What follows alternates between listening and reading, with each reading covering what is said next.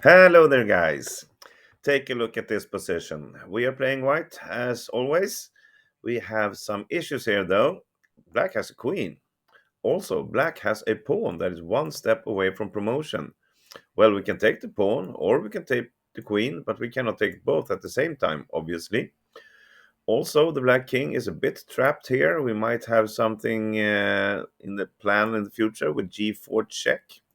Well, there's a lot of things to think about. And what is the right strategy for white here? Well, time for you now to pause the video, think about this on your own, and see if you can see the full winning variation for white. Go ahead. And welcome back. Well, as I said, we can take here. That is losing right away because black has a checkmate here. That is really not a good strategy for white to take this pawn. We can take the queen and allow black to promote to a queen.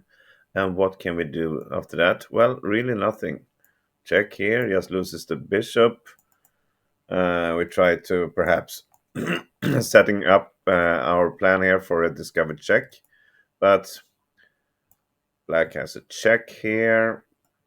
Forced king g3, another check, and now we are really not getting anywhere. We can try to hide here, but that allows the black king to escape, and actually black will win this also. So we cannot take the queen, and we cannot take the pawn. And of course we cannot attack the king either. Black will just take this with a check, and well, take the bishop with a check, and we are losing this very quick also. So okay, we cannot attack the king, we cannot attack the queen either, and we cannot attack this pawn. We have to do something else. And here it comes. Well, why not just sacrifice our rook on c5? We're pinning the black queen, meaning he cannot take our bishop. And look at this. He cannot take the rook either, because then he moves away from this diagonal, which means we have a checkmate in one. That's brilliant. And maybe you think that, wait a minute, he can go here with a check and have the queen covered here by the pawn. Well, it's still checkmate in one with g4. Remember, the queen is pinned, so he cannot take this. This is also checkmate. So, is that all? No, of course not. What if black just ignores this? He's going to lose his queen anyway. So instead, he promotes to another queen. Now he's got two. This is not that easy to find exactly how white wins here. It's only one variation. And if you haven't seen it up to now, then you can pause the video again and see if you can find out the winning strategy for white. Go ahead. Okay, so this is not right, attacking with g4. The king comes to h6, and we can take this with a check and a tempo move. But really, this queen is just too strong. We don't have any checkmate here. The black king will escape somewhere. There's no way we're going to take this queen, and we are going to lose this. So g4 in this position is not right. If we take here, that's what we looked at before. It's the same variation, just with another routine, with other moves variation. It's still the exact same that we looked at. So this is not winning either. It's losing. So what's only left here that we're going to take this with our rook. The king is forced to h6. Now, you see there's a pawn here, so we cannot do something simple like rook a5 with a discovered check and take the queen. No, we have to find something else. And what? I mean, if we do just a discovered check like this, again, the king will escape, and we are not having any kind of attack here that's leading to a win. It's only losing. So we have to find the correct discovered check from here, and here it comes.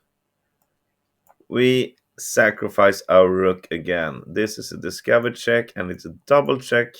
So he cannot do anything with his pawn. He cannot put it in between. He cannot take the rook. He has to move the king. Of course, he can take here, but we've seen this before. What happens then? G4, checkmate. Fantastic. And of course, there's only one option for black. If he doesn't take the rook, he has to move the king to G7. And what happens then? You see the diagonal here? Perfect place to put a bishop, isn't it? There's a check, there's a fork to the queen, and from here, black can simply just resign.